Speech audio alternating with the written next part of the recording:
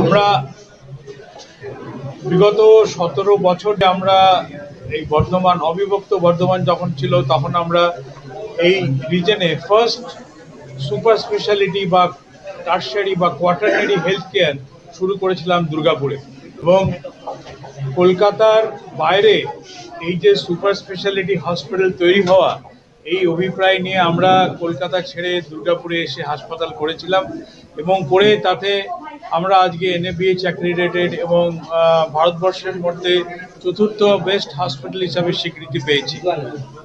কিন্তু আমরা একটা জিনিস আমার মনে হলো, আমি যখন কলকাতা থেকে এখানে যাতায়াত করি এবং বর্ধমানের অনেক রুগী আমাদের ওখানে আসে, পূর্ব বর্ধমান, তারপরে ওই কাটোয়া, কালনা, কৃষ্ণনগর, ওইসব এলাকা থেকে প্রচুর রুগী আমাদের ওখানে আসে। এসে একটা জিনিস বুঝতে পারি যে ডোর স্টেপে ভালো সুপার স্পেশালিটি কেয়ার দেওয়া আজকের দিনে মূল প্রবলেম কি? মূল প্রবলেম, যখন আমাদের স্বাধীনতা হয়েছিল তখন মেন প্রবলেম ছিল কমিউনিকেবল ডিজিজ, মানে ডায়রিয়া, ভমিটিং, ডিহাইড্রেশন, কলেরা, এইসব কারণে মানুষের মৃত্যু হতো। কিন্তু এখন যত দেশের অগ্রগতি হচ্ছে, 45 বছর থেকে আজকে অ্যাভারেজ এক্সপেক্টেন্সি অফ লাইফ 68 বা 70-এ দাঁড়িয়েছে। এখন যেটা মূল প্রবলেম হচ্ছে যে নন কমিউনিকেবল ডিজিজ, তার মধ্যে প্রধান যেটা প্রবলেম সকলের মধ্যে দাঁড়াচ্ছে হচ্ছে হার্ট অ্যাটাক। এবং এই হার্ট অ্যাটাক যেটা হওয়ার ফলে আমরা চেষ্টা করব যে আমাদের প্রত্যেকটা ছোটোখাটো শহর বা ছোটোখাটো সেন্টারে গিয়ে আমাদের সঙ্গে একটা টাই আপ করে আমরা এখানে আউটডোর করে এখানকার রুগীদের আমরা দেখব। এবং আপনারা নিশ্চয়ই লক্ষ্য করে দেখেন যে আমরা এখানে কিন্তু রুগী পয়সা নিয়ে দেখছি না, আমরা একদম বিনে পয়সায় রুগী দেখছি। মানুষের সাহায্য যাতে করতে পারি সেই জায়গাটা আসতে চাইছি। এবং তারপরে যখন তাদের কোনো রোগ হবে, আমাদের ভারতবর্ষে বা পশ্চিমবঙ্গে নানা রকম স্কিম আছে, সেই স্কিমগুলোর মাধ্যমে যাতে তাদের ডেফিনেটিভ ট্রিটমেন্টগুলো হতে পারে। এবং শুধু তাই নয়, আমাদের এই বিমস হাসপাতালের যে ক্রিটিক্যাল কেয়ার বা ICU বা CCU আছে, তাদের সঙ্গে আমাদের যারা টপ এন্ড ক্রিটিক্যাল ডাক্তাররা আছে, এখানকার ডাক্তারদের সঙ্গে আমরা একটা যোগমেল করে একটা ভিডিও কনফারেন্সিং চালু রাখার প্ল্যান আমরা করছি, যাতে করে কিনা সবসময় একটা হাই কোয়ালিটির ট্রিটমেন্ট আমরা এখানে দিতে পারবো। এবং ফলে যেটা সার্বিকভাবে আমরা মানুষের মানে একটা প্রবলেমে পড়ে যাতে তার থেকে বেরিয়ে আসতে পারে, সেই জায়গাটা আমরা আসতে চাইছি। এবং শুধু রোগ হলে পরে যে তা নয়, এখন মেন উদ্দেশ্য হচ্ছে প্রিভেন্টিভ কেয়ার মানে হচ্ছে যে আমরা মানুষকে অবহিত করতে চাই যে কি করলে পরে মানুষের হার্ট অ্যাটাক হচ্ছে। যেমন প্রধান হচ্ছে ধূমপান করা, তারপরে আমরা এতদিন জানলাম চর্বি খেলে শরীর খারাপ হয়, কিন্তু অ্যাকচুয়ালি মেন কালপ্রিট হচ্ছে রিফাইন্ড সুগার, সাদা চিনি, এই জিনিসগুলো। তারপরে ডায়াবেটিস, হাইপারটেনশন বা কোলেস্টেরল মেনটেন করা, এইসব, বা ডেইলি অ্যাক্টিভিটি কি করবে, ডায়েট কীরকম করা উচিত, এইগুলো যদি আপনারা মানুষের মধ্যে ছড়িয়ে দিতে পারেন, তাহলে পরে কিন্তু দেখা যাবে যে হার্ট অ্যাটাক বা হৃদয়জনিত রোগগুলো অনেক কমে যাবে। এবং শুধু অ্যাওয়ারনেস সেশন করেই আমরা দেখবেন যে disease burden in the society, সেইটাকে আমাদের কমানো একটা মূল উদ্দেশ্য। আর যদি রোগ হয়ে যায় তাদের আমরা অন দ্য স্পট এখানে দেখব, এবং দেখে একটু জানবেন যে বেশিরভাগ রুগীর যাদের হার্ট অ্যাটাক হচ্ছে, মানে যাদেরকে অ্যাঞ্জিওপ্লাস্টি বা বাইপাস সার্জারি করছে, অনেক ক্ষেত্রে কিন্তু ওষুধের দ্বারা চিকিৎসা করা সম্ভব। আমরা সেই রুগীগুলোকে চাইবো যাদের দরকার না থাকলেও অ্যাঞ্জিওপ্লাস্টি হওয়া বা বাইপাস সার্জারি, সেগুলো আমরা এখানকার ডাক্তারদের গাইড করবো। আসুন, হ্যাঁ করবো আমরা ডাক্তারবাবুর সঙ্গে একসাথে আমরা হাত মিলিয়ে we will do that thing, যাতে করে অদরকারি কিছু না হয় মানে এই সোসাইটিতে। এবং that is one very important thing, যেটা আমাদের মানুষের জীবনে দরকার।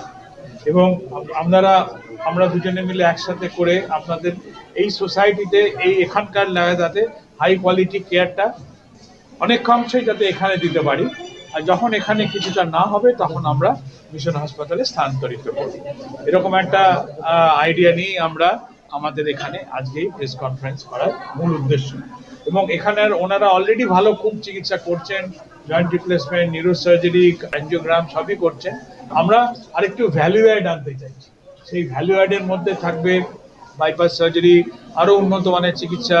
যেমন আমরা এখন রোবোটিক সার্জারি শুরু করতে চলেছি, একটা বড় 1000 বেডের ক্যান্সার হসপিটাল চালু হচ্ছে, একটা খুব দারুণ আই হসপিটাল চালু হচ্ছে এলবি প্রসাদ ধাঁচের, যে একদম রেটিনা, কর্নিয়া সবকিছু, কর্নিয়াল ট্রান্সপ্লান্ট পর্যন্ত হয়। তো সেই জিনিসগুলো আমরা সব মিলিয়ে একটা এখানকার লোকেদের একটা we want to give them that highest quality service. কোনো প্রশ্ন থাকে I am ready to review both will face the question. আপনি শুরুতেই একটা কথা বলেন ডোর স্টেপ, শুরুতেই কথা বলেন ডোর স্টেপ। ইয়েস, সেক্ষেত্রে শুধু বিমস কেন, বর্তমানে তো প্রচুর নার্সিং হোম আছে। তো আমরা চেষ্টা করেছিলাম, আমাদের যারা মিশন হাসপাতালে যারা লোক আছে, যারা বর্ধমানে কাজ করে, তাদের জিজ্ঞেস করেছিলাম যে কারোর সঙ্গে টাইপ করো যারা, আমি তো পার্সোনালি এসে সকলের সাথে কথা বলতে পারবো না, তারা সিলেক্ট করেছে বিমস সে অর্থে। এবং এখানে যেহেতু একজন ডাক্তারবাবু ইনভলভ আছে, it is much easier for me. Non medical লোকেদের সঙ্গে সবসময় সেই এক আত্মার মধ্যে কথা বলা হয়তো সম্ভব হবে না, বিজনেস রিলেশনগুলো কি আছে না আছে আমি তো বুঝতে পারবো না। তো কিন্তু আমার মেইন উদ্দেশ্য হচ্ছে giving the proper service, that is the main thing. আরেকটা বিষয় হচ্ছে যেটা আপনি বললেন যে 45 এজ হয়ে যাচ্ছে এবং তারপরে হার্ট অ্যাটাকের একটা প্রবণতাটা বাড়ছে ক্রমশ।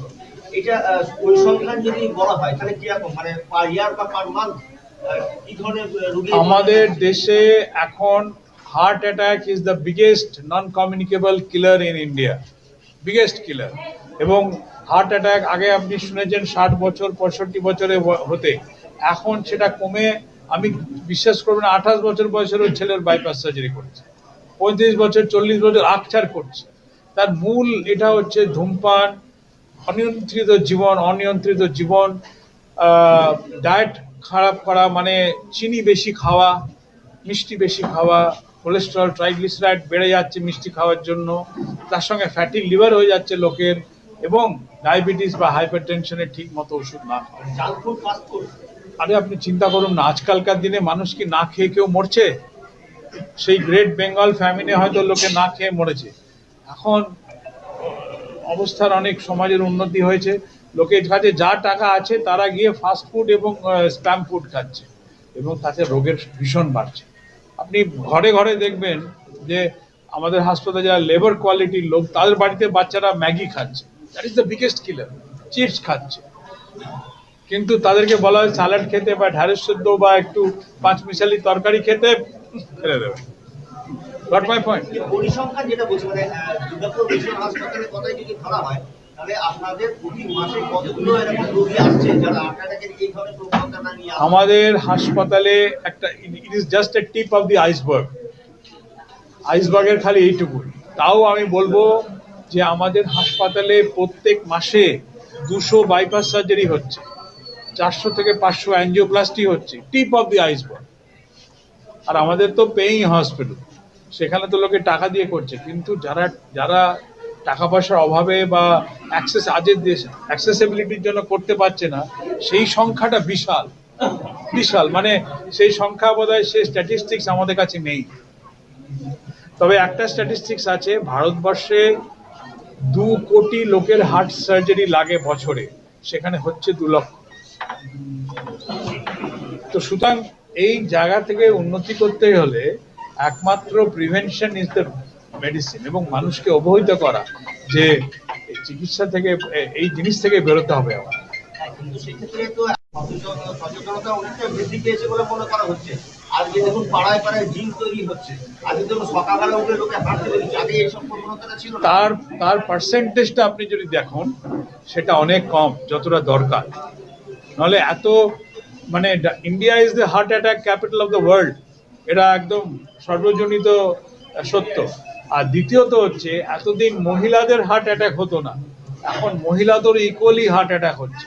তার কারণ তারা সেই স্ট্রেসেই, মানে স্পেশালি আরবান পপুলেশন, স্ট্রেসটা সেম হ্যাবিটস, সেই ল্যাক অফ ফিজিক্যাল অ্যাক্টিভিটি। হ্যাঁ, তবে এটা ঠিক যে শহর অঞ্চলে অ্যাওয়ারনেসটা বেড়েছে, কিন্তু আধা শহর বা গ্রামাঞ্চলে অ্যাওয়ারনেসটা একদম নেই। কিন্তু ডিজিজ লোড যে কম তা নয়। আজকে আমি 10টা রোগী দেখতে পেরেছি এখন অবধি, তার মধ্যে 6 জনই মহিলা ছিল। আরেকটা যেটা হচ্ছে এখন বলা হয় যেটা চিকিৎসা মানে হচ্ছে টাকা, যার টাকা আছে সে চিকিৎসা পাবে, যার টাকা নেই সে বিনা চিকিৎসায় মারা যাবে।